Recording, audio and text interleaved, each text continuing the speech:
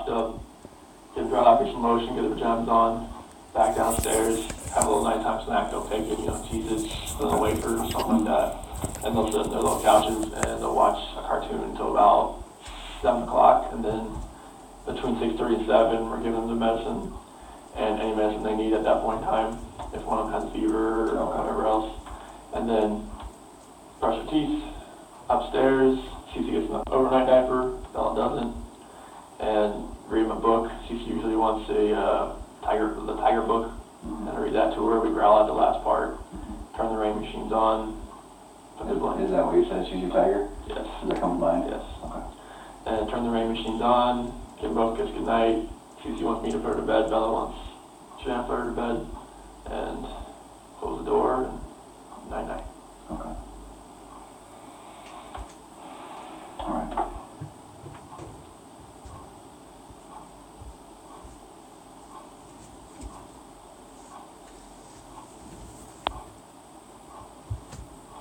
Can we talk a little bit about the morning that they disappeared? Mm-hmm.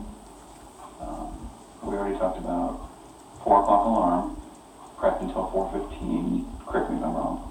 4:15, this challenging talk starts. You leave somewhere around 5:30ish, 5:20 something, 5:27. And then what was your day like? So I went out to locations. Where's that? About oil locations. Oh, locations. Okay. Yeah. So I worked out on those old locations until 12:10. That's when I got the doorbell visitor notification. What do you do out there?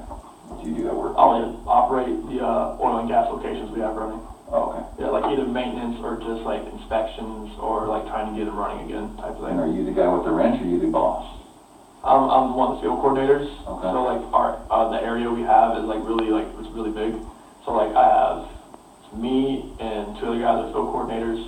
Then we have 2 rovers, which they like go around to the area and they help other operators. And we have 6 route operators. Okay. So the field coordinators, we kind of get everybody like, all right, this is what we're going to do today type thing, and disperse type thing.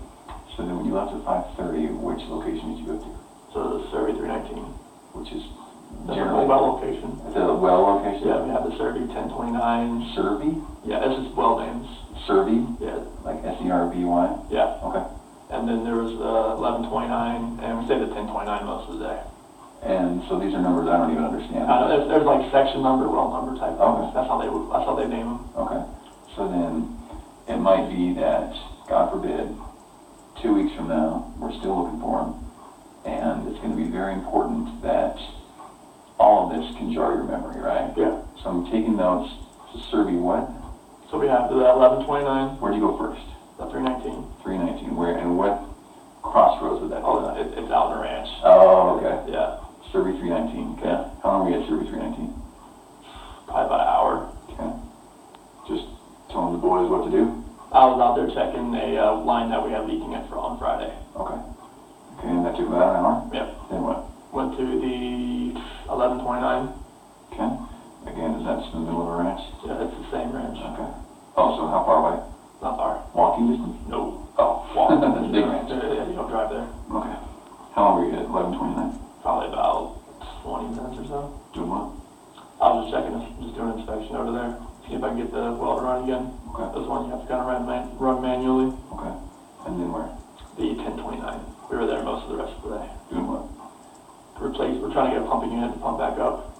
And stuffing box rubbers were leaking and the rods were smoking, so we had to replace them. That's what took a very long time. And how long were you out there? The rest until 12:10. So 6 7 hours? Oh yeah, like Okay. at least like 5 hours. It seemed like 5 6 And how many people with you? Oh yeah, there are people with me. Like I gave them the names. Okay. There Does was the police know? Yeah, Troy McCoy, Chad McNeil, Melissa Parrish, Cody Roberts. They were all out there with me. Okay. And you said you called home at 7:30 or so? I texted 7:40. Okay. And that was something like, where are you? Yeah, I couldn't go back that far on my phone to see when I called, but I did call her 2 or 3 times during that. And why then? Was that a better part of the day for you to text? Yeah, because like I was at that point in time, like I was actually trying to call my foreman and everything else, just to talk to him, to tell him what I found, and it kept just like it wouldn't ring out there. What you found, what do you mean? The the line that was leaking. Okay. Yeah, like we had a bypass line, back pressure line that was tied into a downcomer line into an oil tank, and it was leaking on the ground. Okay. But like, I was not getting any phone calls through, so that's why I was texting. Okay.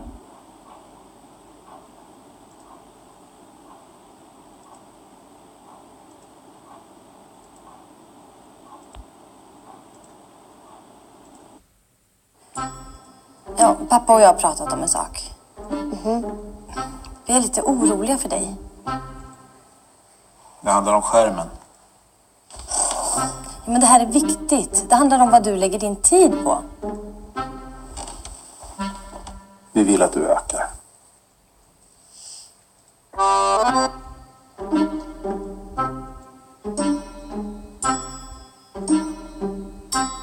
Tack.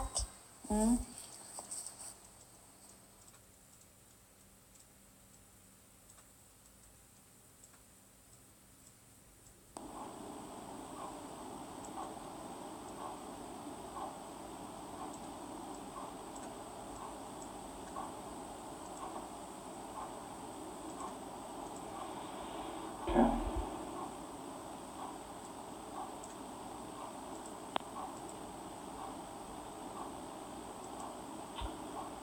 So let's have that hard conversation again.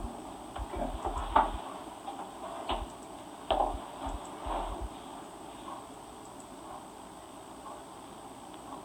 How old are they? 4 and 3. Thought it would be 5 in December. Okay.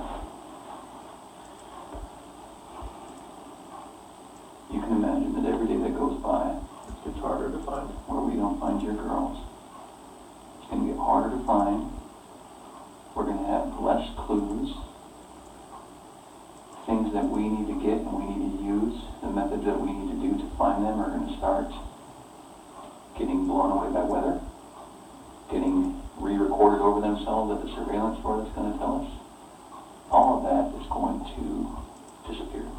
Okay? And that's why we're going to spend so much time today, tomorrow, as in the front as we can, right? You can also imagine that every day that goes by, we're going to be looking for the man who did this. Okay? And you can imagine that we're going to include you as that man.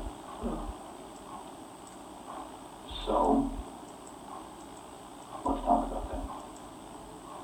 I think that you're trying to put on a brave face because you're a man and you're a father and you're a husband. I can tell that there's just something you're not telling me. And I'm not sure what it is. I don't know why that is. I don't know why you're not telling me, but there's something that's making you a little bit uncomfortable tonight. I just don't believe some of the things you're telling me. Okay, I just don't. I simply do not believe you.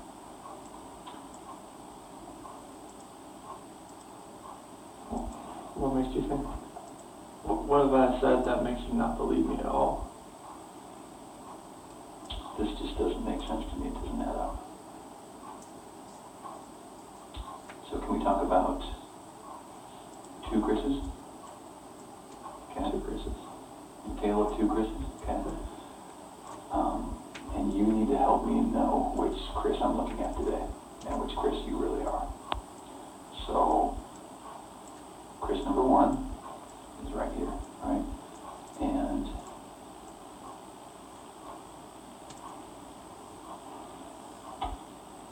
fell out of love with his wife. Okay. Started wondering what it might be. He didn't have a wife to take care of and a girl to take care of. Spent some time alone. Liked that time alone. Came home. May or may not have had a conversation about how to get out of this marriage or how to fix it, but probably how to get out of it.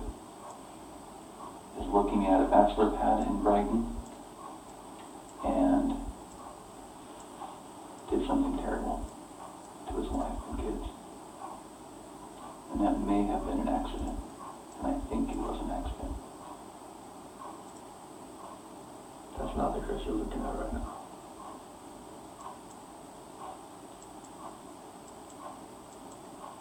No. The Chris Chris you're looking at is the man who loves these kids and loves his wife and will never, ever, ever do anything to harm them.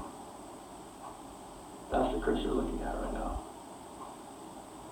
The Chris you're looking at right now wants these kids and his wife back at his house right now. That's the Chris you're looking at.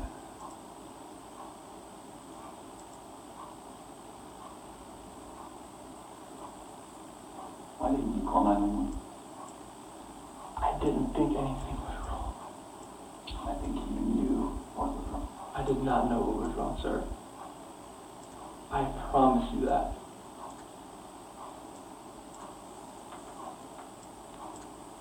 What do you think it's going to look like when someone finds out that it was not you that called 911? Everybody's going to have their own perceptions about what's going on here. But I know my wife. I know that sometimes she doesn't text me back. I know that happens. I've been there. It's happened multiple times throughout many days. If she's busy with work, it doesn't happen. That's why it didn't register for me that day. We're back to a tale of two Chris's, Chris. Okay. There's a Chris who cares. I care. I promise. Tell me about the call to your daycare. To the Primrose, I called them to see if the girls were there. He said they weren't there. Okay? I told them since they weren't there, just put them back on the waiting list. That's not what you told me. I told them that we were going to sell the house. We're going to put it on the market, and we probably won't be in the area anymore. That's two different things, Chris. Well, I wanted them to be back I put them on the waiting list since they weren't there. Why weren't they there? I don't know. Where were they going to go? They went Snan took them to a friend's house. Why wasn't they go to daycare? I am not sure. Honestly, sir, I am not sure.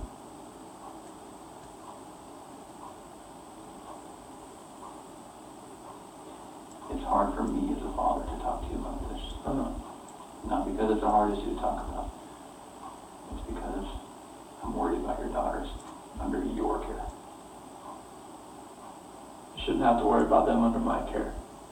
Okay? I watched them all weekend. I went to a pool party at Jeremy Lindstrom's house.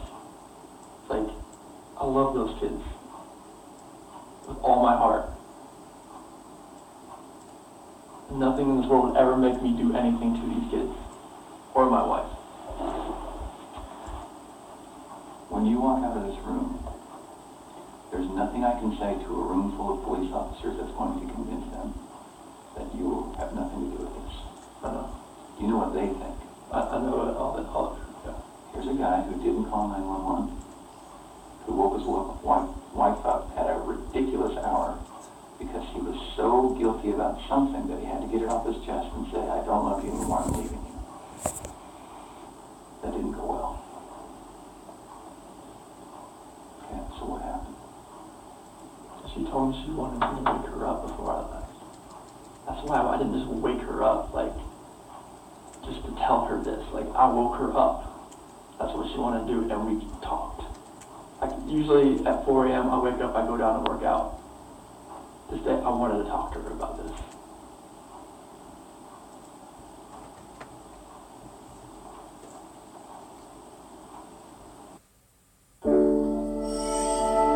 Jag hade inte helt fullt aning om vad gymnasiet kanske var förrän efter gymnasiet.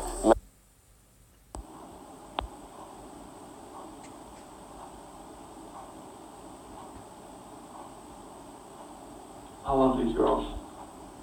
I love these girls so much. And this picture right here, Celeste and Bella, those are my life. I helped make those kids. There's nothing in my life that means more to me than these kids. Nothing. Kids, that's your life. That's your lifeline. That's everything. Like, you make kids, they come first before anything. Kids, spouse, family. That's what it's always been.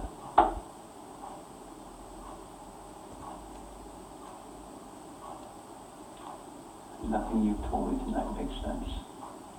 Nothing you've told me tonight feels like the truth.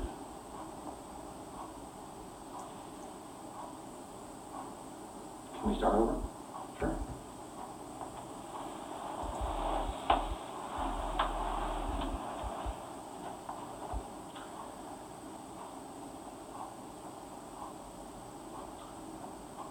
I think that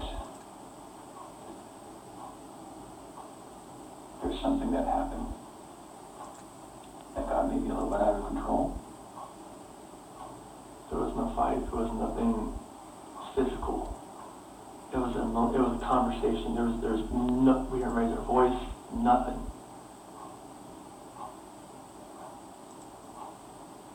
I promised you that. So there was nothing physical with this conversation. What was the last thing you saw about your daughters?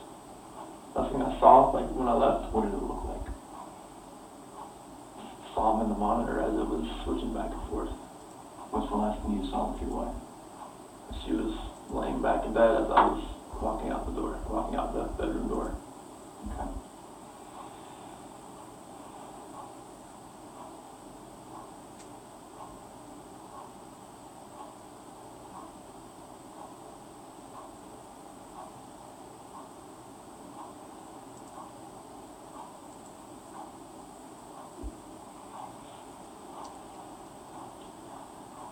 When we find the guy who took him,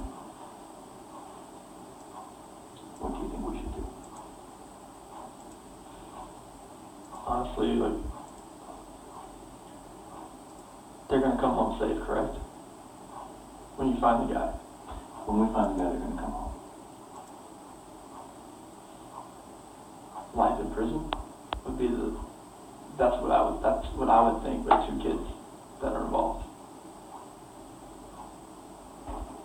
What if he hurt them?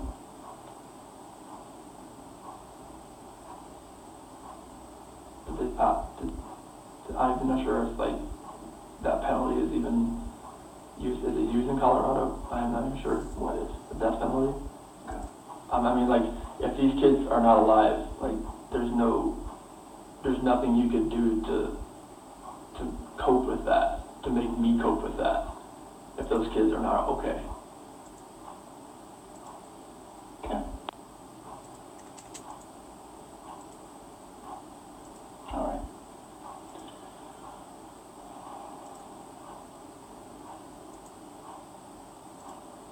What was your plan after you guys separated? Try to get an apartment. Yeah. Nearby? Oh, we'd just go our separate ways. Like, I would probably get an apartment. She would try to sell the house first, of course, before we could do anything with that. Mm-hmm. And hopefully, like, try to both get an apartment somewhat close. Okay. So that, like, it's a 50-50 thing, like, because I was going to go on an 8 and 6 schedule in September, Okay. and then I would have 6 days off, and it would be perfect to, I'd have kids for half, and she'd have half, and that would work. All right.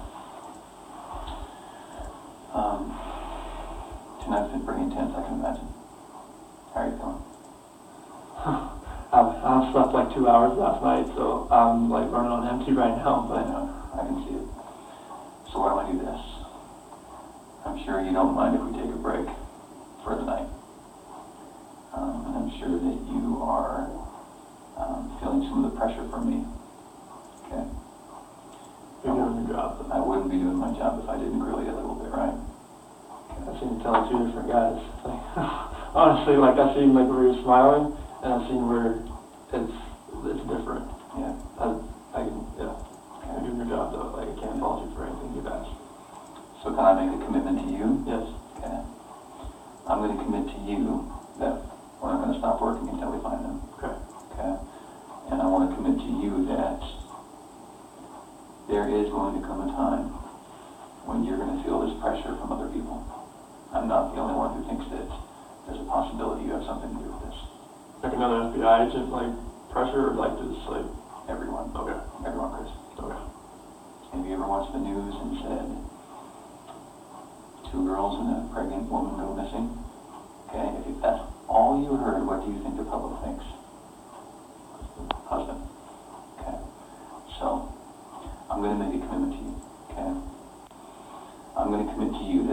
to be your guy, okay? I'm going to be your guy that handles the investigation, okay?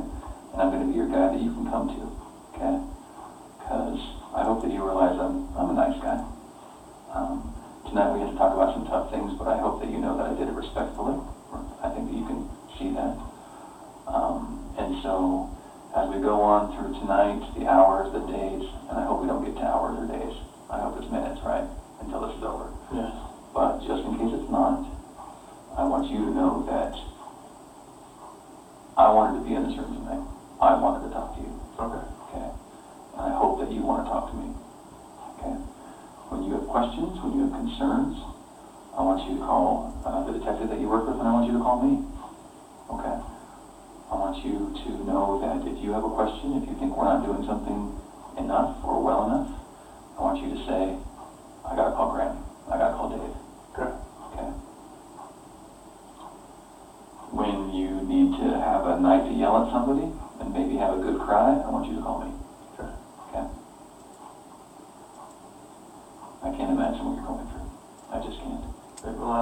Today's been the whirlwind from, like, yesterday I thought she was just at somebody's house, and today with the drones, the police, and the news, I look like a scene out of a movie. That's too much. It's too much for one person to handle. My dad's flying in tomorrow. Good. Okay. So your dad, who else do you have? Nick and Amanda, Dave, Jeremy. Okay. Now, you only know me for 3 hours, but I want to be part of that team. Okay. Okay? I want to be part of the team that helps you, and I want you to be part of my team. Okay. Okay? Tonight, when you go home, one of two things is going to happen. You're going to pass out because you're so tired. Okay? And that's probably not going to be what happens. Your head's going to go race. Okay? So tonight, when you lay down and your head starts racing, there's going to be things that come to your mind. Okay? This always happens. Always. It's very natural. You're going to say, I wonder why he asked me that. Okay? You're going to say, screw him. How dare he accuse me? Okay? You're going to say, I wonder if they thought of this. Okay? And then you're going to say, I probably should have told him something, or this, or that. Okay? Those are the most common things. When those thoughts come to your head, I want you to call me. I want you to call Dave. Okay? It's fair for your mind to race, so I want you to call me. Okay? You need a lifeline. You need someone you can call. I want to be that guy. All right? And I want you to know that if I didn't accuse you a little bit, you'd probably wonder if I was good at my job. And one of my buddies, he was straight with me. He was like, dude, no veil, like, none of this looks good. So, it's like, he's like, I'm not gonna accuse anybody, but like, I'm not gonna be like, he has his wife and their friends. It's like, they won't talk to you right now. Yeah. I'm like, no. So we had this Chris, right? Okay, let's talk about the other Chris. He's right here, okay? I can see that you're a good man, right? You don't have beautiful daughters with good clothing that look well fed, right? Children that are unhappy don't smile like this, okay? And those are beautiful kids. Those kids have a good dad, and I know it. Let's just see the picture of someone for him. Yeah.